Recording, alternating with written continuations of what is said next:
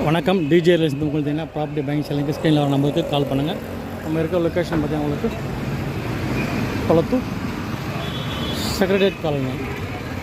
So secretariat காலனியில் வந்து பார்த்தீங்கன்னா உங்களுக்கு ஒரு ஓல்டு டாமலஸ் பில்டிங் வந்து சேலுக்கு வந்திருக்கு.